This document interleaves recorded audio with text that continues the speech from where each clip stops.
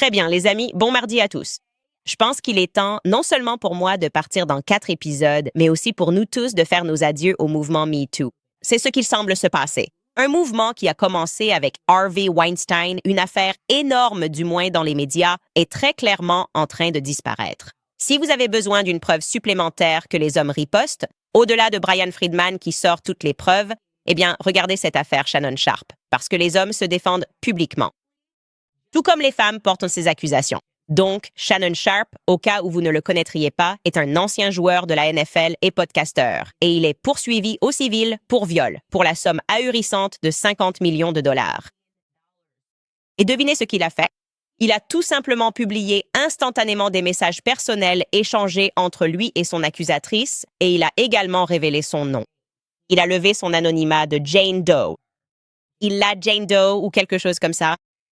Cela se passe exactement au même moment. Le jour où Harvey Weinstein passe à la sélection du jury pour son nouveau procès MeToo. Alors parlons de tout cela. Nous allons aussi parler de Joe Rogan, qui est attaqué par le lobby sioniste.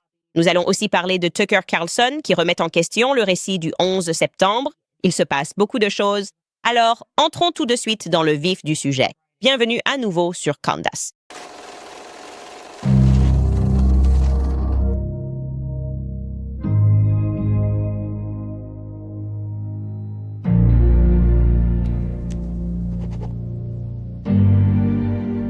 Bon, il faut qu'on commence par l'évidence ici. Et l'évidence, c'est que papier est dégoûtant. De quoi est-ce que je parle? Je parle de Shannon Sharpe. Comme je l'ai dit, au cas où vous ne le connaîtriez pas, il est avant tout littéralement un grand-père, un jeune grand-père, pour être juste, mais un grand-père quand même. Il a 56 ans, c'est un homme adulte de 56 ans avec 3 enfants de au moins 2 mères différentes. Il n'a jamais été marié. Mais il a en quelque sorte été perpétuellement devant les tribunaux à gérer différentes affaires de paternité et des procès civils. En ce qui concerne l'instabilité de sa vie personnelle, de ses relations personnelles, maintenant, avant que sa vie privée ne soit mise en avant dans la presse, Shannon Sharpe était principalement connu pour ce qu'il faisait. Il était le leader historique de la NFL en nombre de réceptions à la position de tight end. Je crois que son record a depuis été battu, mais il a été intronisé au Hall of Fame en 2011. Et c'est ce qui lui a valu sa plateforme actuelle. Il a un contrat avec ESPN en tant que commentateur sportif, comme beaucoup de ceux qui quittent la NFL, n'est-ce pas? Ils vont soit chez Fox Sports, soit chez ESPN Sports, et ils font des commentaires. Maintenant, avant d'entrer plus en détail dans son histoire particulière ici, je suis toujours très transparente avec vous sur mes biais.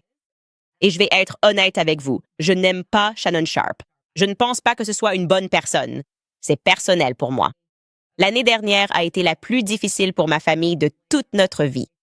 Et dès que j'ai été licenciée du Daily Wire, il y a eu certaines personnes à qui je n'avais rien fait, dont je n'avais jamais parlé, qui se sont mises à danser sur ce qu'elles pensaient être ma tombe et à répandre des mensonges sur moi. Et Shannon Sharpe faisait partie de ces personnes qui, dès le début, sont allées sur leur podcast et ont dit que la communauté noire ne devrait pas me réaccueillir, essayant de me faire passer pour une personne anti-noire simplement parce que je suis conservatrice. Et ironiquement, je ne soutiens pas des mouvements comme le mouvement MeToo. Je ne sais pas parce que je ne suis pas féministe, peu importe.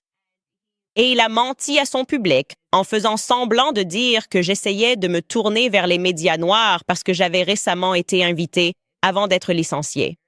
J'avais fait quelques segments, j'étais passée dans l'émission The Breakfast Club avec Charlamagne Tagod, et puis Joe Budden m'a invité sur son podcast. Et c'est tout. C'était tout. Mais Shannon Sharpe n'a pas raté une occasion pour essentiellement se moquer de moi alors que je n'étais pas dans un bon état.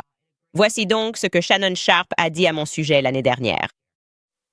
Parfois, et cela s'est déjà produit, des personnes dans notre communauté oublient qu'elles sont noires. Et ils tentent d'apaiser un groupe de personnes qui, probablement, ne les acceptera jamais. Et une fois qu'ils s'en rendent compte, devinez qui est le premier groupe à les reprendre? Je ne la connais pas. Vous ne le faites pas? Je n'ai cité le nom de personne, Amanda. Vous ne savez même pas de qui je parle. Je ne sais pas. Comment savez-vous de qui je parle? Mais nous avons déjà vu cela se produire. Repose en paix, O.J. Simpson. Vous savez, il a dit cette phrase célèbre. Je suis O.J., pas noir. Même Michael Jackson a vécu cela. Que son âme repose en paix. Droite. Même Kanye a dû se le faire rappeler. Et maintenant, mademoiselle Owens. Oups, je ne veux pas de pilote noir. Je ne veux pas ceci, je ne veux pas cela.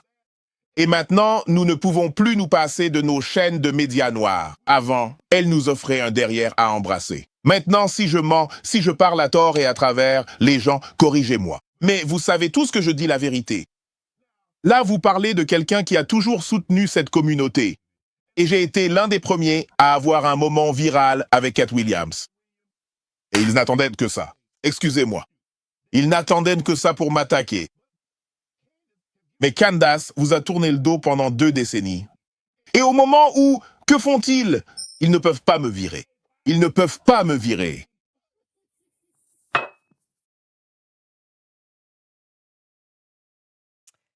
Regardez-vous maintenant, monsieur Shannon Sharp. Oh, cette Candace Carmer arrive vite, n'est-ce pas? C'est vraiment le cas. Comme je l'ai dit, je ne lui ai rien fait. Je n'ai aucune idée de ce dont il s'agissait et rien de ce qu'il a dit n'est vrai, évidemment. Et je n'ai pas changé aucune de mes positions conservatrices. Mais ce qui s'est passé ensuite, c'est qu'il s'est retrouvé un peu sous les projecteurs pour de mauvaises raisons. Donc, en septembre de l'année dernière, il a vécu un moment public vraiment plutôt embarrassant, vous vous en souvenez sûrement, où il est accidentellement allé en direct sur Instagram et s'est filmé en plein rapport sexuel avec une femme. Je ne plaisante pas.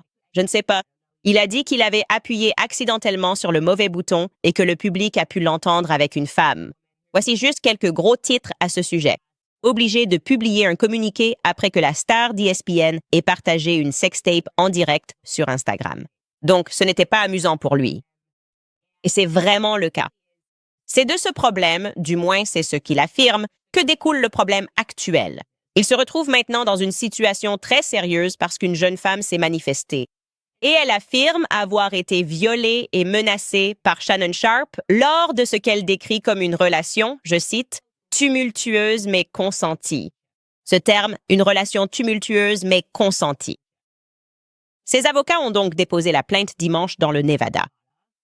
Et elle s'est présentée, ses avocats l'ont désignée sous le nom de Jane Doe. La plainte accuse Shannon Sharp d'avoir eu recours à la force physique contre elle et de lui avoir infligé une détresse émotionnelle. Et je vais vous raconter son histoire. Son histoire, c'est qu'elle était à la salle de sport à Los Angeles en 2023 en train de soulever de la fonte. Et voilà que Shannon Sharp arrive. Ils se sont rencontrés. Alors, pour être clair, elle dit qu'elle n'avait que 20 ans, ce que je déteste. Je déteste ça. Un homme de 56 ans qui drague une jeune femme de 20 ans à la salle de sport. Encore une fois, ce n'est pas illégal, mais oui, c'est probablement très immoral. Je pense qu'on peut tous être d'accord pour dire que s'en prendre à des jeunes femmes plus jeunes que ses propres filles, c'est vraiment dégoûtant. Il aurait eu 54 ans à l'époque. Et à partir de là, ils ont entamé une relation sexuelle qui a duré 2 ans. Maintenant, elle affirme que l'élément de viol n'est survenu qu'en octobre de l'année dernière. Et puis, encore une fois, elle dit avoir été violée en octobre 2024. Et puis, à nouveau, soi-disant cette année, en janvier. Donc évidemment, pour ceux d'entre vous qui suivent notre série sur Harvey, c'est là que, pour moi, je m'arrête tout de suite parce que ce qui me frappe, c'est la question persistante que j'ai. Dans ces circonstances, qu'est-ce qui pourrait inciter une jeune femme à retourner et à poursuivre une relation avec un homme accusé de viol? Encore une fois, c'est juste du bon sens. Je ne dis pas que j'ai un diplôme, peu importe le diplôme qu'il faudrait avoir, mais je dis que parfois, tout se résume vraiment à l'intelligence de la rue et au bon sens. En fait, la plupart du temps, c'est le cas. Quoi qu'il en soit, la plaignante est représentée par l'avocat Tony Buzbee.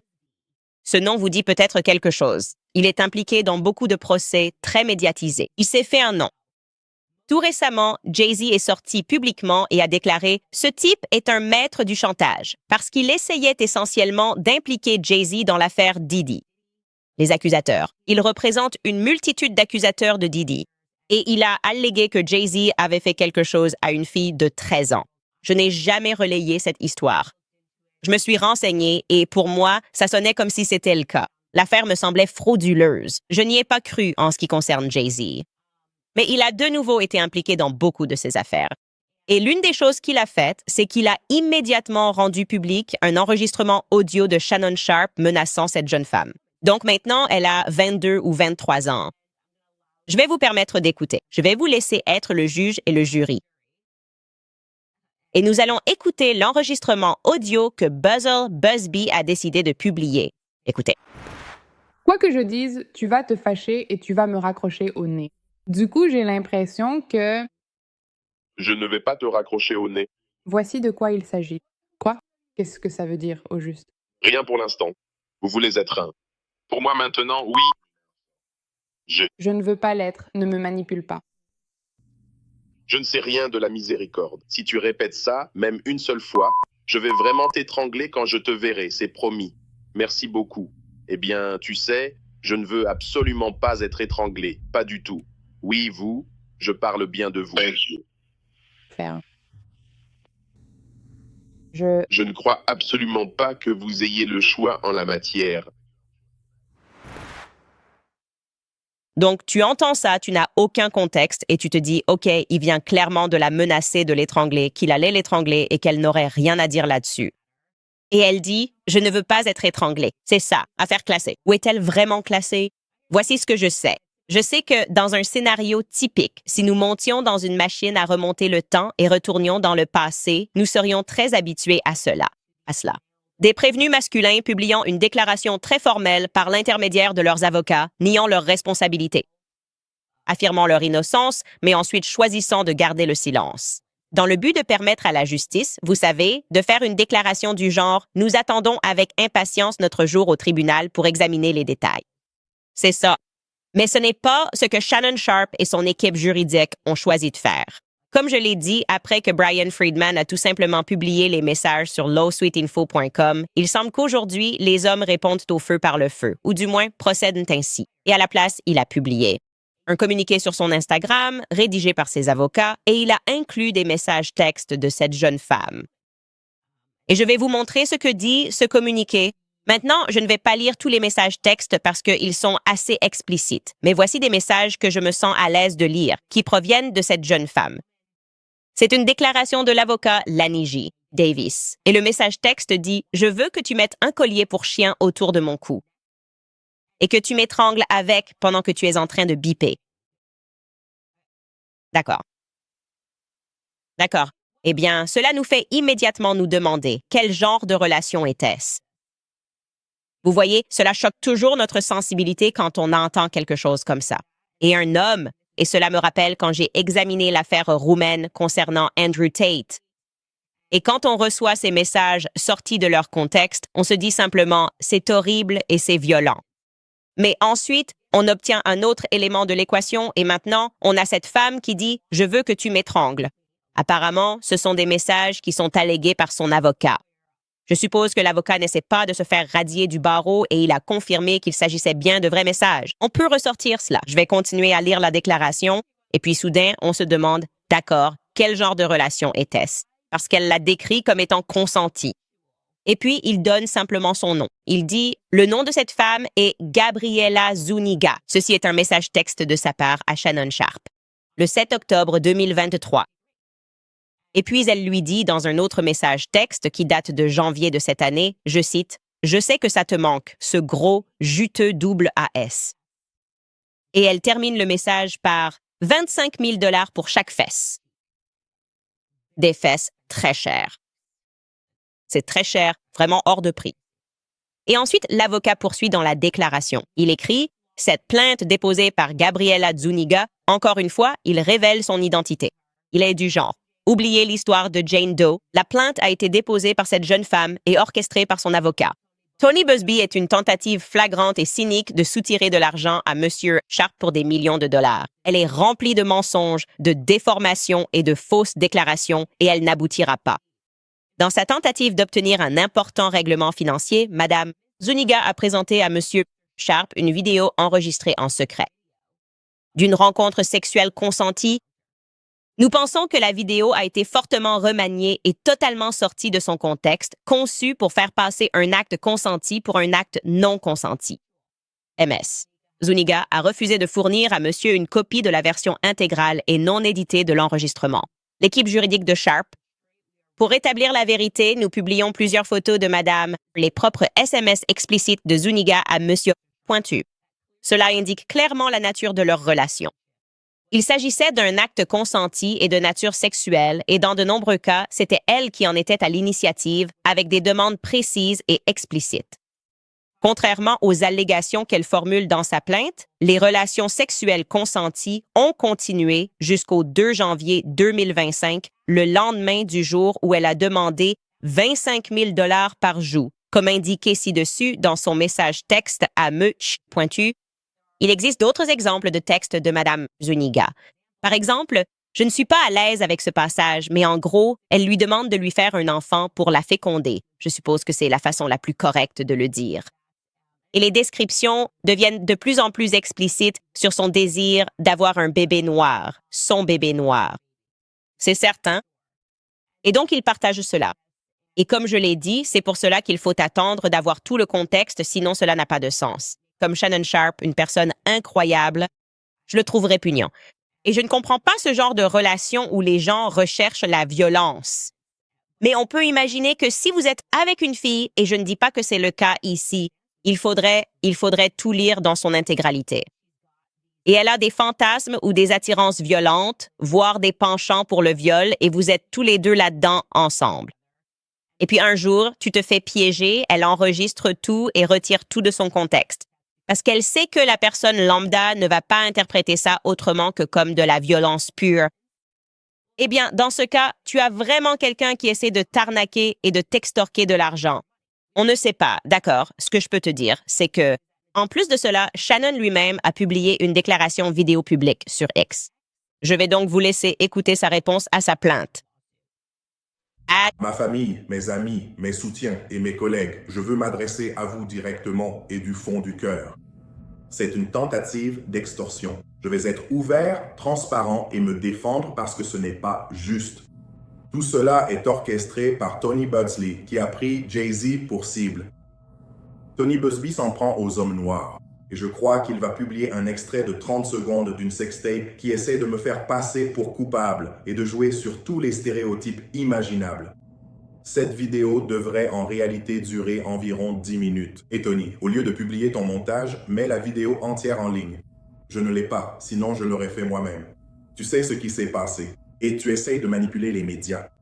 La rencontre en question a eu lieu en journée à son invitation. Et maintenant, cela semble être un piège délibéré, coordonné par Gabby, aussi connue sous le nom de Carly sur OnlyFans. Gabby et Tony Buzbee veulent 50 millions de $. Ce qu'ils obtiennent, c'est d'être poursuivis pour diffamation et pour avoir tenté de me faire tomber. Ma carrière repose sur la franchise et l'honnêteté. Je sais que ma famille et mes fans savent exactement de quoi il s'agit et je vais venir vous dire tout ce que j'ai à dire. Comme je l'ai toujours fait. Je vous aime tous. Voici donc mon avis. Je pense qu'il est probablement vrai qu'il a été piégé. Je pense qu'il est probablement vrai que cette jeune femme voulait de l'argent. Je pense qu'il est probablement vrai qu'elle s'est engagée intentionnellement dans ce genre de... Je ne sais même pas comment appeler ce type de fétichisme. Est-ce que c'est comme de la bestialité? Je ne sais pas ce qui intéresse les gens de nos jours. Bon, j'ai passé l'âge. Je devrais vraiment commencer à me considérer comme une grand-mère. Mais je vais aussi dire ceci. Vous voyez, ces gens se mettent eux-mêmes dans ces situations, non? Et encore une fois, encore et encore, on voit Shannon Sharpe dans ce genre de situation. Et il doit sans cesse faire ce genre de déclaration pour pouvoir, ironiquement ou non, préserver son emploi et sa réputation.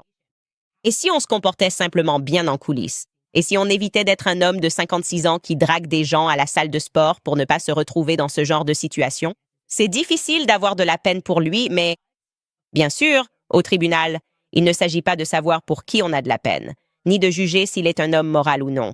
Il s'agit de savoir si vous croyez ou non que Shannon Sharpe a violé cette jeune femme. Et d'après ce que j'ai vu jusqu'à présent concernant les messages textes, je ne pense pas qu'il soit probable qu'il s'agisse d'un scénario de viol. Pour moi, cela ressemble à une tentative d'extorsion.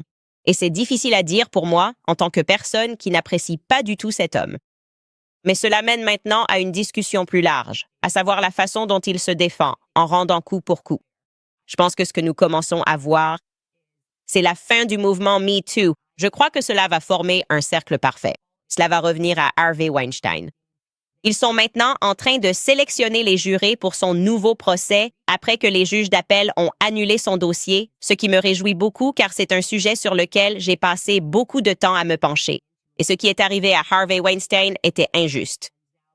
Et maintenant, le Hollywood Reporter reconnaît que oui, il semble que l'opinion publique soit en train de changer concernant le mouvement MeToo. Ils ont écrit article après article. Ils nous ont mentionné. Ils ont parlé de cette émission qui touche le public et dit « Cette femme que vous pensiez être une victime, voici un contexte supplémentaire que vous n'aviez jamais vu. Parce que les médias ont été irresponsables et ne vous ont pas montré l'autre côté de l'histoire ou ne vous ont pas montré ces messages textes ni ces emails. » Et ça commence en disant « Et on peut afficher cet article. » Il est écrit par Winston Shaw. Il dit que Joe Rogan mangeait un steak d'élan en regardant le premier épisode du dernier projet de Candace Owens, qui vise à disculper Harvey Weinstein. C'est à ce moment-là qu'il a eu une révélation. Il était d'accord avec la commentatrice d'extrême droite. « Je n'arrive pas à croire que je sois du côté de Harvey Weinstein », a-t-il déclaré lors d'un podcast le 22 mars. « Je pensais qu'il était coupable de crimes odieux. » Et puis tu écoutes, tu te dis « Attends, quoi? Qu'est-ce qui se passe? » L'épisode faisait référence au moment clé de l'ère MeToo depuis la condamnation de Weinstein pour crimes sexuels en 2020, qui ont donné aux critiques l'occasion de soutenir que le mouvement est allé trop loin. Il évoque ensuite la victoire de Johnny Depp dans le procès en diffamation contre Amber Heard. Il parle évidemment de la saga en cours entre Blake Lively et Justine Baldoni, puis souligne la conclusion de Rogan, à savoir, je cite, « Si cela s'était produit dans les années 80, cela aurait probablement été rejeté. » Et c'est la réalité que, encore et encore, nous constatons cela. Beaucoup de ces situations concernent la prise de contrôle d'entreprise, la mainmise sur des films ou la tentative d'obtenir beaucoup d'argent de personnes lorsqu'elles sont au sommet de leur pouvoir. Et cela doit absolument cesser. Il doit, à mon avis, y avoir de lourdes et sérieuses conséquences pour toutes les personnes qui intentent des procès et qui le font pour des raisons autres que celles qui sont justifiées ou légitimes. Il est important de souligner que de telles actions ne devraient pas rester sans suite, qui sont présentées au public non pas parce qu'elles sont victimes, mais peut-être parce qu'elles veulent de l'argent. Et je pense que l'avocat de Harvey, Arthur Adela, l'a bien dit lorsqu'on lui a posé des questions sur cette affaire en particulier et sur pourquoi elle est si importante. Il a dit qu'il parie que le climat autour du mouvement MeToo va jouer en faveur de Harvey Weinstein cette fois-ci, ou du moins ne jouera pas contre lui. Et il a déclaré, je cite, que les gens se rendent compte que l'expression « croire les femmes » est anti-américaine et va à l'encontre de la justice. Des déclarations idiotes? Nous ne devrions pas croire tout le monde. Nous devrions déterminer avec notre bon sens s'ils disent la vérité. Et je dis amen à cela. Je veux aussi conclure avec ceci, ce que j'ai mentionné plus tôt. Vous savez, je sais qu'hier, nous parlions un peu de beaucoup de choses qui m'ont touché. Ou bien les gens posaient la question « Qu'est-ce qui t'a poussé vers la foi catholique et a décidé de te faire baptiser catholique? » Et j'ai dit que je n'étais pas vraiment prêt à raconter cette histoire. Mais quand je regarde les circonstances de Shannon Sharpe et Harvey Weinstein et les choses qu'ils ont en commun dans ces affaires dont on entend parler encore et encore, ce sont des hommes brisés. Ce sont des hommes qui détruisent des choses qui étaient entières. Ce sont des hommes qui, comme Harvey Weinstein, trahissaient leurs femmes. Et ils ne se seraient jamais retrouvés dans cette situation, dans la situation dans laquelle ils se trouvent encore, s'ils n'avaient pas trompé sa femme. Et je me souviens que l'un des livres, le tout premier livre que j'ai lu sur le catholicisme, parce que mon mari le laissait près de mon chevet, mais c'était un moment important pour moi. C'était juste une phrase, et elle parlait du péché. C'est écrit par Robert Barron, et il expliquait ce qu'est réellement le péché. Et il abordait l'étymologie du mot « diable ». Une phrase dit « L'un des noms bibliques typiques pour le diable est « o diabolos », dérivé du terme « diabolan », qui signifie « jeter à part ». Si Dieu est une grande force de rassemblement, alors le péché est une puissance de dispersion. D'accord? Donc, si les choses saintes et divines sont celles qui sont rassemblées, et que lorsque des choses sont intentionnellement déchirées et dispersées, alors ces choses deviennent plus pécheresses. Et donc, quand on y pense, quand j'ai réfléchi à cela, je m'y suis vraiment attardée pendant longtemps. Dans le contexte des familles brisées, tout ce que nous essayons soudainement de séparer, n'est-ce pas? Oh non, les gens n'ont pas besoin d'avoir de famille. Nous parlons d'arracher des bébés du ventre de leur mère. Et chacune de ces conversations culturelles que nous avons est toujours une forme de rupture. Et je pense que c'est pour cela que notre société s'oriente de plus en plus vers le péché, la désintégration des mariages. Même aujourd'hui, la déconstruction du genre, vous savez, il n'est plus nécessaire d'être un genre entier. On peut être binaire et on peut être flottant.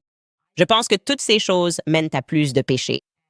Et donc, même si nous devons avoir une discussion sur les systèmes judiciaires et ce qu'ils font, et qu'ils s'engagent dans des actes que je considère comme injustes parce qu'ils poursuivent la justice sociale, nous devons aussi, de manière égale, placer la responsabilité en dehors des tribunaux sur ces hommes aussi, sur ce qu'ils pourraient faire différemment et comment ils pourraient diriger, mener des vies plus complètes et plus entières, et donc moins pécheresses.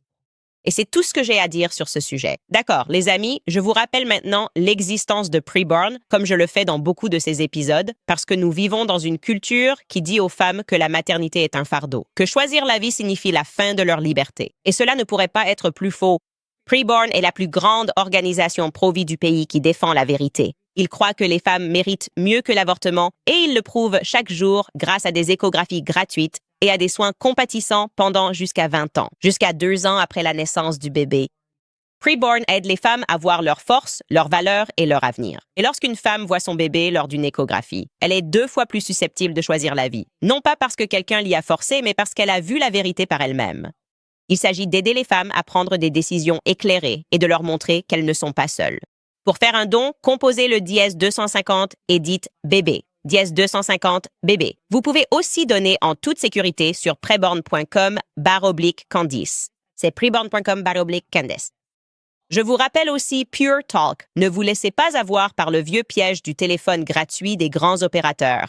Ces offres comportent beaucoup de petites lignes. Par exemple, ils exigent que vous souscriviez à 4 lignes, des frais d'activation et bien d'autres choses qu'ils veulent vous faire faire. Au final, vous avez probablement payé ce téléphone gratuit 3 fois son prix. Il y a une meilleure solution. Pure Talk. C'est mon sponsor et mon opérateur mobile propose une offre bien meilleure. Avec un forfait éligible à seulement 35 $ par mois, vous pouvez obtenir le nouveau Samsung Galaxy A26 gratuitement. Ce téléphone est presque indestructible grâce à son verre Gorilla et prend de superbes photos grand angle avec des objectifs de caméra nouvelle génération. Il suffit de passer chez Pure Talk pour 35 $ par mois. Appels et SMS illimités et 15 gigaoctets de données avec hotspot mobile.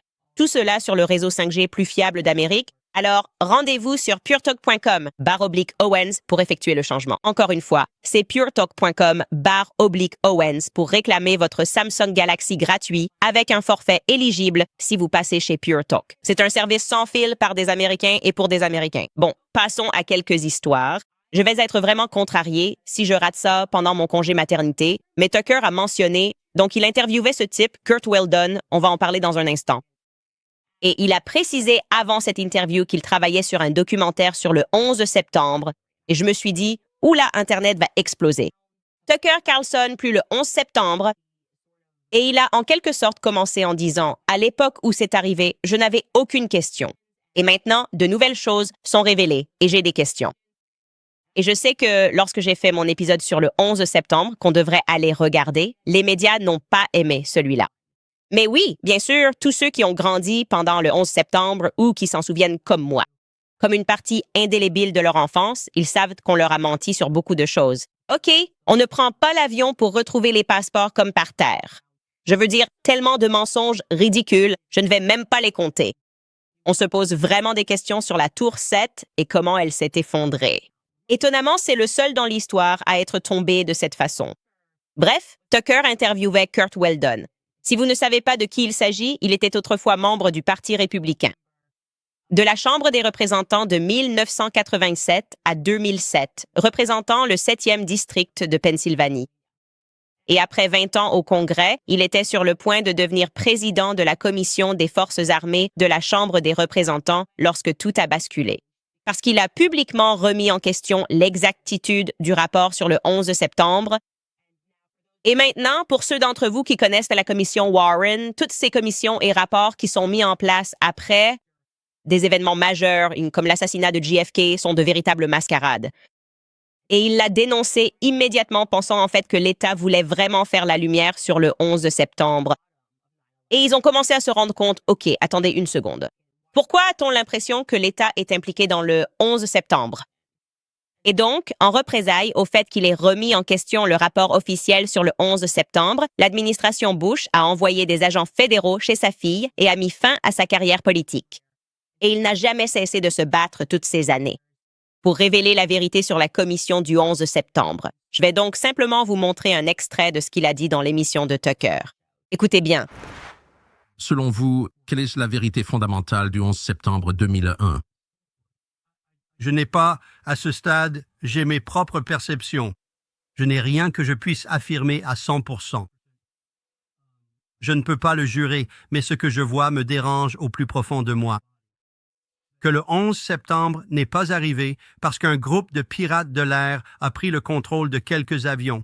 Tout d'abord, j'ai confirmé que 2 des pirates de l'air qui étaient dans l'un des avions à New York travaillaient pour la CIA.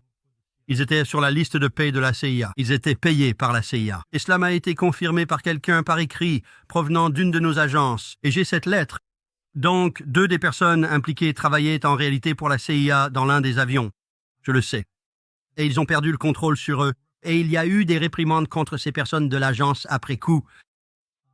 Deuxièmement, je sais que les services de renseignement ont essayé à 3 reprises de transmettre des informations qui auraient pu empêcher le 11 septembre. C'est un fait. Au ministère de la Justice. Et j'ai le nom de la personne du ministère de la Justice qu'ils ont contacté et on lui a dit d'annuler les réunions. Ils n'ont pas pu tenir les réunions. De qui venait cet ordre? C'est ce qui doit être enquêté. D'accord. Et puis nous avons John Crane, l'inspecteur général du Pentagone, qui est allé jusqu'à déposer une demande. Pour obtenir le statut de lanceur d'alerte parce qu'on lui avait demandé de mentir au Congrès et de mentir à propos des renseignements d'avant le 11 septembre et Double Danger. Et puis il y a le livre du général et ses commentaires selon lesquels il savait en quelques secondes. Rien de tout cela ne figure dans le rapport de la commission sur le 11 septembre. Le rapport de la commission du 11 septembre est une véritable ineptie. Qui aurait pu être derrière le 11 septembre? C'est une grande question. J'ai remarqué certaines choses. Tous ceux qui s'opposent le plus farouchement à une enquête sur les personnes qui ont tiré sur JFK, sur les commanditaires de l'assassinat de JFK, sont les mêmes qui s'y opposent avec la même véhémence. Quant aux recherches sur le 11 septembre, elles ne correspondent pas au récit convenu qu'on nous a inculqué depuis notre enfance. C'est quelque chose que j'ai remarqué. Les mêmes personnes semblent vraiment déterminées à ce que personne ne regarde au-delà des commissions et rapports officiels. Ou ne pose de questions sur le chantage et les choses que nous avons découvertes au fil des années. Ou ne pose de questions sur la tour 7 et sa capacité remarquable à s'effondrer comme lors d'une démolition contrôlée. Ou ne pose de questions sur pourquoi ont-ils verrouillé les images de ce qui a frappé le Pentagone? Ou ne pose de questions sur le chanceux Larry Silverstein et ses étudiants en art qui visitaient la tour 7. Bref, ce sont juste des choses que j'ai remarquées. Mais je suis instruit et je sais qu'on n'a pas le droit de poser de questions. Poser des questions est désormais interdit. Il n'est pas acceptable de poser des questions. Nous devons simplement accepter le récit, et le récit, c'est, vous savez, les Saoudiens nous ont attaqués le 11 septembre. Et donc, nous sommes partis en guerre contre l'Irak parce qu'ils avaient des armes de destruction massive qui n'ont jamais été trouvées. Et donc, nous sommes partis en guerre contre l'Afghanistan. Et ça a parfaitement du sens. Ouais. Je ne pense pas qu'on ait besoin de poser d'autres questions à ce sujet. Bref, il a aussi parlé de Kadhafi. Dans un de ces épisodes dont je vous parlais, le président libyen Kadhafi doit lire son discours. Devant l'ONU, le discours qui lui a clairement coûté la vie aux yeux de l'Occident, où il évoque JFK, l'assassinat de MLK, commence à poser des questions sur le réacteur israélien et dit quoi? Tout le monde savait qu'il s'opposait à Israël et ne voulait pas qu'il devienne une puissance nucléaire. Et la suite, vous la connaissez. Bam! Ce type, malgré le fait que leur pays était membre de l'ONU, se fait assassiner de façon brutale et graphique. De plus, une autre chose qu'il a faite, ce qui est un énorme interdit, c'est qu'il essayait de faire passer la Libye et les pays africains à l'étalon or. Tout le monde sait qu'il ne faut pas s'en prendre à la Réserve fédérale. Vous savez, il ne faut pas toucher au fait que certains puissent simplement imprimer de l'argent. Et c'est une bonne façon de se faire tuer. Mais dans son cas, c'était très graphique. Il a été sodomisé devant la caméra. La vidéo a circulé partout. Hillary Clinton était là, à s'exclamer « Youpi, c'est incroyable !» Poutine a regardé cela et a dit qu'il ne ferait plus jamais confiance à l'Occident. Mais voici Gert Weldon qui s'exprime sur la vérité concernant Muammar Kadhafi. Mais tu penses que les gens qui cachent la vérité sur le 11 septembre sont capables de meurtre? Absolument. Absolument. J'imagine que c'est évident, puisque 3000 personnes ont été tuées ce jour-là. Tout comme en Libye. C'est nous qui avons causé la mort de Kadhafi parce que Hillary Clinton a joué un jeu là-bas et c'est moi qui suis allé là-bas pendant la guerre. Kadhafi m'a demandé de venir. J'ai emmené avec moi un membre du personnel de Biden, un membre du personnel de Bush, un chef d'équipe de tournage d'ABC1 à New York, Larry Ment, et un caméraman, parce que je ne voulais pas que la CIA me tende un piège, pour me piéger. J'ai remis la lettre de Kadhafi où il proposait de démissionner. Les États-Unis refusaient sa démission. Ils voulaient le tuer. Pourquoi?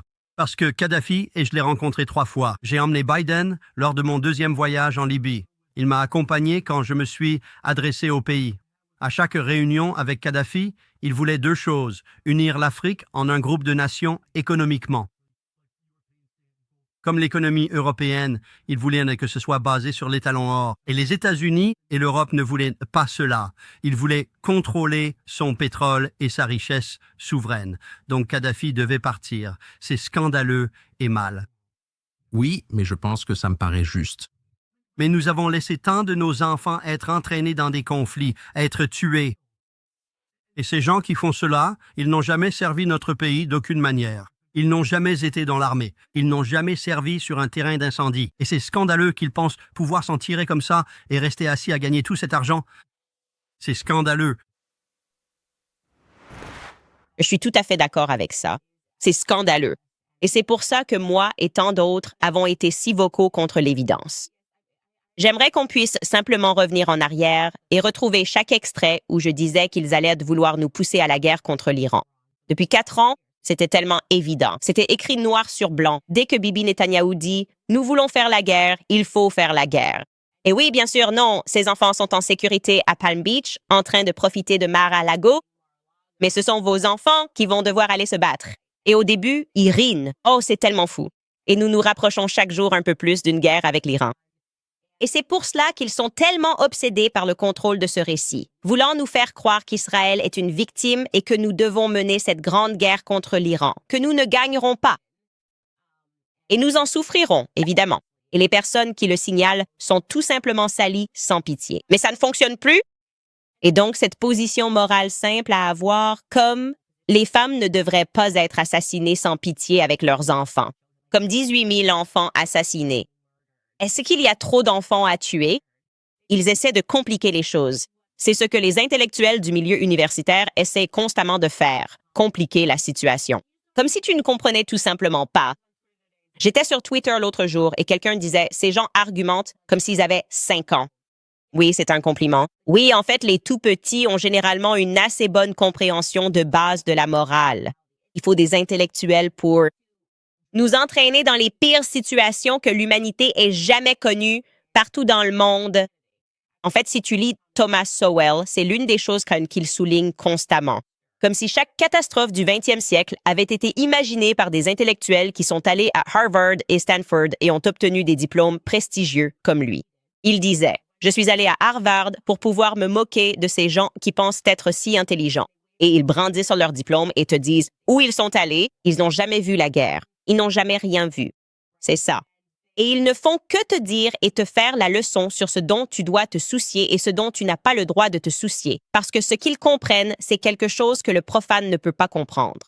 Regarde combien de diplômes prestigieux ils ont. Donc, évidemment, c'était très important pour le lobby sioniste que le monde regarde. Dave Smith contre Douglas Murray, que j'aime bien d'ailleurs. Douglas Murray n'est pas comme certains sionistes que je n'aime vraiment pas. Mais ce n'était pas une prestation très convaincante pour les interroger sur le fait qu'ils soient allés ou non en Israël, comme si cela rendait leurs arguments plus légitimes. Je suis allé en Israël. Je peux te dire que Dave Smith est infiniment plus instruit sur le sujet que moi. Et ça, évidemment, ça n'a pas bien marché. Et donc, pratiquement tout le public de Joe Rogan voit sa perception de ce débat façonnée par cette conversation. Et on se rend compte qu'on est d'une certaine manière de retour dans le territoire de l'expertise COVID. Où les experts COVID disent « Tu ne sais absolument rien. Tu ne devrais même pas parler. C'est tellement dangereux. » Eh bien, Sam Harris faisait partie de ce syndicat. Il m'a appelé et m'a dit que j'étais tellement irresponsable avec ma plateforme parce que je conseillais aux gens de ne pas se faire vacciner. Et comment osais-je? Il est allé à Stanford. Il me disait qu'il connaissait tous ses médecins en Italie. Il m'a littéralement dit ça au téléphone. Il connaissait tous ses médecins en Italie et que je devais comprendre comment ces choses se propagent. Et qu'il y avait des aspects médicaux que je ne comprenais pas. Et qu'il allait y avoir des brancards dans la rue. Je me souviens qu'il m'a dit ça, des brancards dans la rue. À moins que je ne conseille à mon public de rester chez lui. Rester à l'intérieur et laisser leur grand-mère mourir seule. C'est à peu près ce que Sam Harris m'a dit au téléphone. Et j'ai raccroché avec lui. J'étais très poli. Et je me suis tournée vers mon mari et j'ai dit, cet homme est dérangé. Complètement fou. Mais il est allé à Stanford et sa mère, genre, a créé Golden Girls. Donc, j'imagine qu'il est plus intelligent que moi parce que, enfin, qui suis-je? Je suis une gamine du mauvais côté des rails. Je ne suis pas allée à Stanford ni à Harvard. Il y a un peu de bon sens, tu sais. Si tu essayes désespérément de me faire injecter quelque chose dans le bras, j'ai l'impression que je ne devrais pas le faire. Je ne sais pas. Est-ce que c'est fou? Enfin, c'est juste que j'ai l'impression que c'était un peu trop vite, trop fort. Et nous avons finalement eu raison. Malgré le régime de censure, malgré les experts, malgré les témoignages des promotions successives de Harvard et de Stanford, et nous condamnons pour notre manque d'intellect. Nous avions raison. D'accord. Et maintenant, ce qu'ils essaient de faire à Joe Rogan, c'est la même chose que les nazis du COVID ont essayé de lui faire. Quand il a dit un truc du genre « Ouais, j'ai tout jeté par-dessus bord quand j'ai attrapé le COVID, j'ai tout essayé au sens figuré. » Et vous savez, je crois qu'il a dit qu'il avait fait des perfusions. Il a pris de l'ivermectine. Et ils ont dit « Oh, c'est un vermifuge pour chevaux. » C'est la chose la plus folle que j'ai jamais entendue. Et il a évidemment eu raison. Et donc maintenant, cette même catégorie de personnes, et je fais ici référence à Sam Harris, essaie en gros de faire croire, exactement comme ils l'ont fait avec les gens du COVID. Ils disaient que les personnes qui ne se faisaient pas vacciner, les études montrent qu'elles sont probablement des sociopathes, non? Ils essayent de faire croire que Joe Rogan avait juste besoin d'une intervention. Et ils ont envoyé Douglas Murray pour essayer de le sauver de lui-même en reconnaissant, par exemple, qu'il avait pris parti pour Israël ou quelque chose comme ça. Donc, voici Douglas Murray. Enfin, pardon, c'est Douglas Murray, mais là, c'est Sam Harris qui parle à Douglas Murray à propos des conséquences de sa conversation sur Joe Rogan avec Dave Smith. Et Sam Harris soutient essentiellement que, vous savez, Joe Rogan est juste comme une personne folle qui avait simplement besoin d'une intervention. C'est tout ce dont il avait besoin. Et que Dieu bénisse Douglas Murray d'avoir essayé de faire ça pour lui. Et Sam Harris, vous savez, ils vont vraiment espérer que Joe Rogan finisse par rejoindre le bon côté. Écoutez à quel point Sam Harris sonne pompeux et arrogant. C'est écœurant. Mais je veux commencer par l'intervention que tu as tenté de faire auprès de notre ami commun, Joe. J'espère qu'il est toujours notre ami commun. Ça reste à voir, je suppose. Et son acolyte, Dave Smith, sur le podcast. Parce que je pensais que ce que vous avez tenté, il y avait fantastique et tellement nécessaire. Je veux dire, c'était une sorte d'intervention morale, ce qui me semblait très important. J'ai essayé d'en faire ma propre version, pas directement en dialogue avec Joe, mais je le ferai certainement aussi. Mais j'ai trouvé ce qu'elle a dit tout à fait brillant et important, et je pense qu'il y a probablement quelques points cruciaux qui ont été mal compris. Une intervention morale, c'est ce dont vous avez besoin. Si vous ne comprenez pas pourquoi vos enfants doivent mourir, pour que Bibi Netanyahou puisse faire avancer ce qu'il souhaite à nouveau mettre en œuvre au Moyen-Orient, il faut une intervention morale. Et vous n'avez besoin de personne d'autre que le fils d'un gosse de riche, qui a grandi et est allé à Stanford grâce à ses relations, pour vous rappeler votre obligation morale. Vous vous dites peut-être, Candace, et si je disais non? Et si j'en avais assez d'aller travailler et de voir mes impôts partir à l'étranger? Tu ne comprends pas. Tu n'es pas assez intellectuel. D'accord. Et en fait, tu n'es même pas assez intellectuel pour que des gens comme Sam Harris te parlent. Alors ne viens plus me parler en suggérant qu'il s'abaisserait un jour à parler à quelqu'un comme toi. Mais Joe Rogan, ils étaient amis. Et ils l'étaient. C'est juste une intervention morale qu'ils essaient de mettre en scène. Reviens vers eux, Joe Rogan. Reviens vers Sam Harris. Il peut te montrer l'erreur de tes façons de faire. Pendant ce temps, chez Joe Rogan, après coup, il a reçu l'humoriste Tim Dillon et il se moquait simplement de l'absurdité de penser que les gens doivent aller dans des endroits pour y avoir été, de ne pas pouvoir voir que l'eau est mouillée. Encore une fois, du bon sens.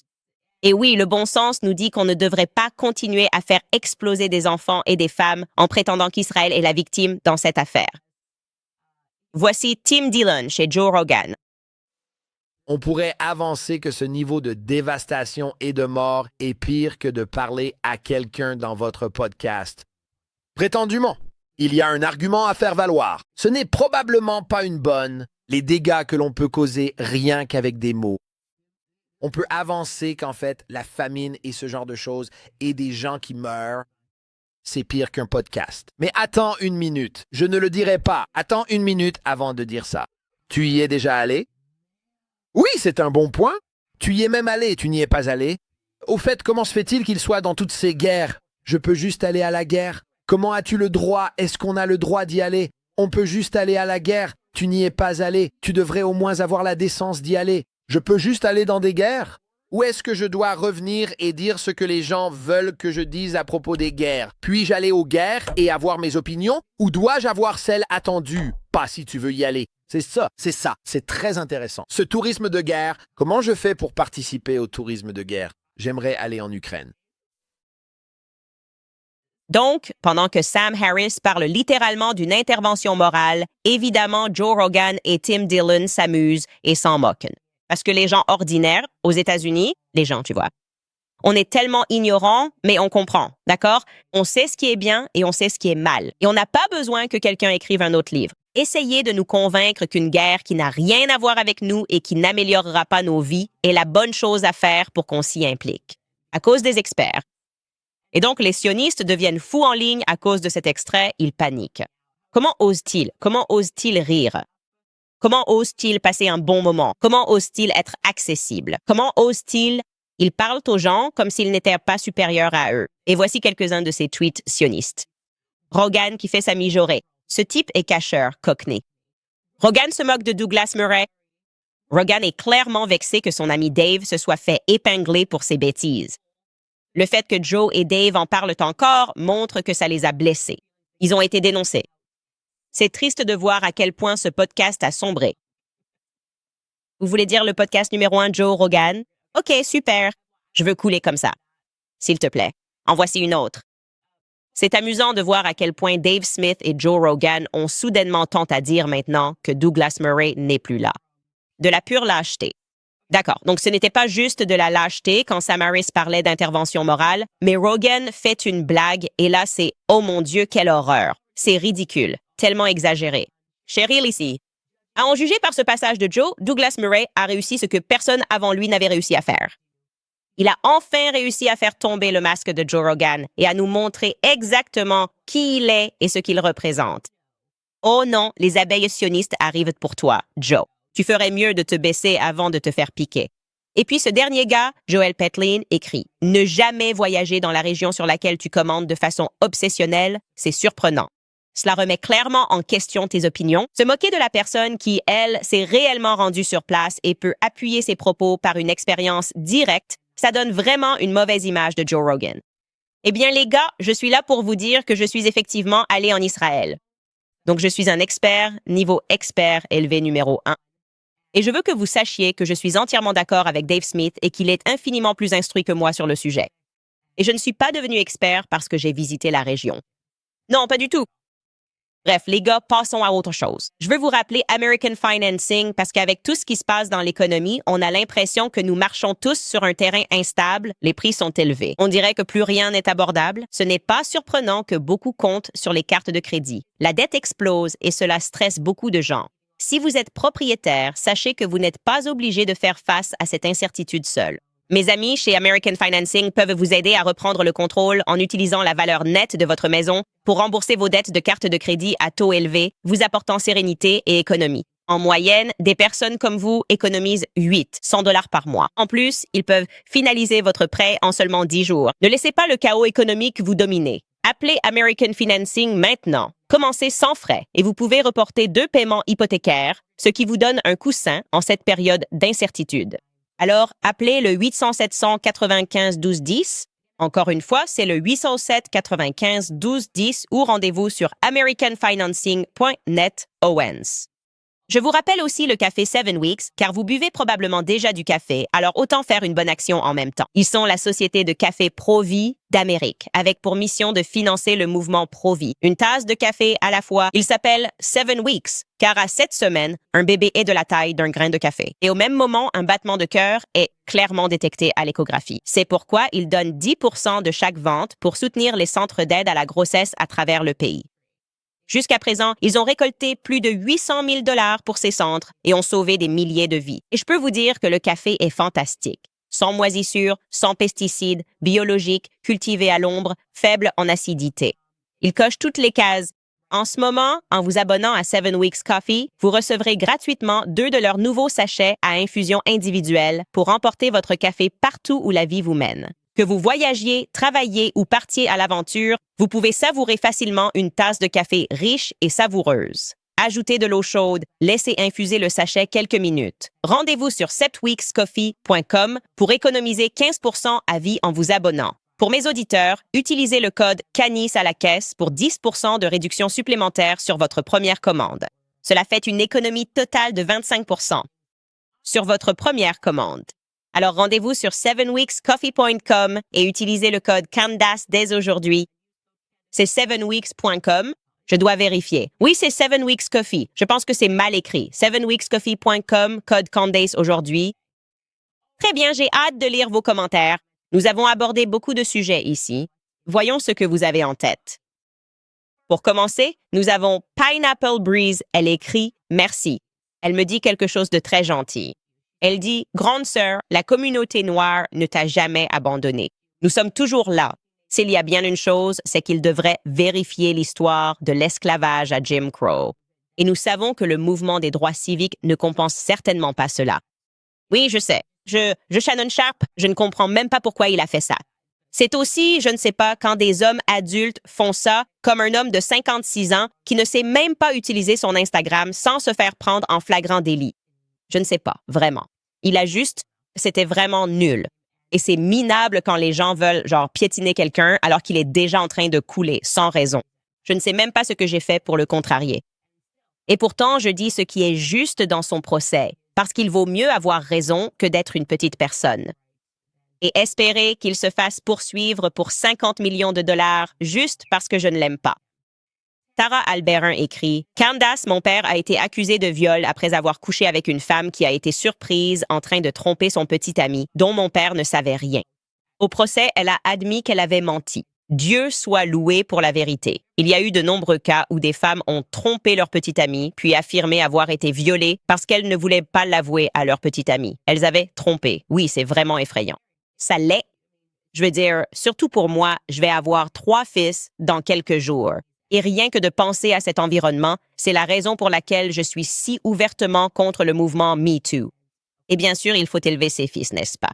Tout le monde devrait trouver une fille, se préserver jusqu'au mariage. Il suffit de dire quelque chose, écrit Candace, montrant son féminisme caché venant d'une conservatrice avec l'écart d'âge. Burke, impossible que la fille de 20 ans ait poursuivi l'ex-star de la NFL riche, n'est-ce pas? Je veux dire, elle aurait très bien pu le poursuivre. Il se peut qu'il l'ait poursuivi. Je veux dire, je vais deviner. Je vais y aller. On le saura bien assez tôt. On le saura bien assez tôt. Peut-être que j'ai fait une supposition là. Mais je l'ai faite. J'imagine qu'il l'a probablement draguée à la salle de sport. Vous savez, les filles portaient tous ces trucs moulants pour les fesses. Les fesses sont à l'air. Ces fesses valent 25 000 $ par fesse. Je ne sais pas. Je ne sais pas ce qui s'est passé à la salle de sport. Mais quelle chose étrange à faire pour toi. Je me concentre totalement dessus. K.O. Osborne écrit « Veuillez enquêter sur le mouvement Tugger Me Too contre Tim Ballard, opération chemin de fer clandestin. » Je connais Tim, j'ai organisé des événements avec Tim. J'étais un fervent partisan de l'opération Underground Railroad et je devrais me pencher sur cette affaire. Tu as raison. Savi Sassi écrit « J'étais en 2e année d'université, j'ai tout vu et l'avion que j'ai vu, le Schiffernstein 11, était noir avec des liserés dorés. Les gens ne m'ont jamais cru, alors j'ai arrêté d'en parler. Mais il existe des images de mes colocataires et moi, regardant tout ça, j'y étais. Très intéressant. En fait, je n'ai jamais entendu parler d'un avion avec des liserés noirs et dorés. Crystal Co écrit « Avez-vous envisagé que la situation de Carmelo Anthony était une opération payée, peut-être par le Parti démocrate, pour créer de la division? Il y a beaucoup de gens qui seraient prêts à passer quelques années en prison pour quelques millions de dollars. Je ne pense vraiment pas. Je n'y crois vraiment pas. Je pense qu'ils sont bien trop jeunes. Et c'est une situation qui concerne des lycéens. Ils se sont battus et ça a dégénéré. Nous vivons dans une société de plus en plus violente.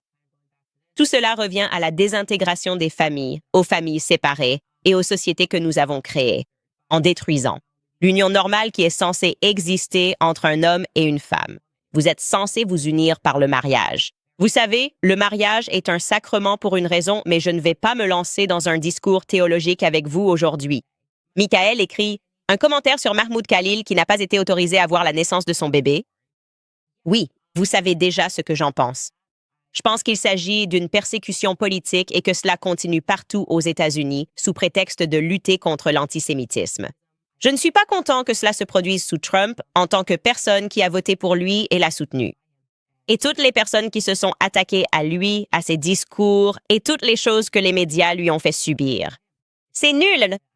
Je pense qu'il est entouré de bien trop de personnes qui placent d'Israël avant l'Amérique. Et je pense que, selon la définition de l'antisémitisme de l'Iracha, je viens de commettre la pire forme d'antisémitisme. Parce que cela correspond à leur nouvelle définition.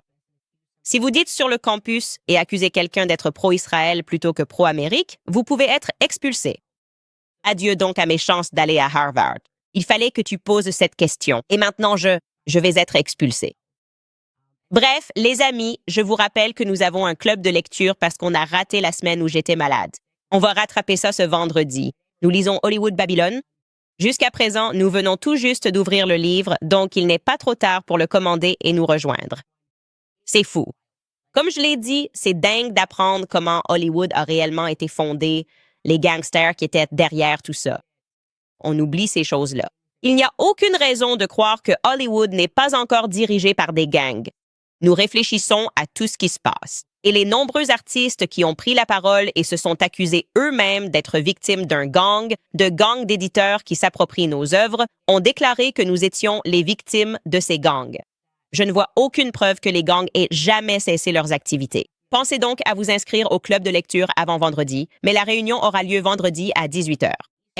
Bien sûr, vous pouvez aussi soutenir notre émission en achetant des produits dérivés. CandaceOwens.com. Nous avons notre ligne « Préparez-lui un sandwich », notre anti-féministe. Cette ligne stylistique que les gens adorent et que j'apprécie énormément, il est toujours en ligne. Sinon, on se voit demain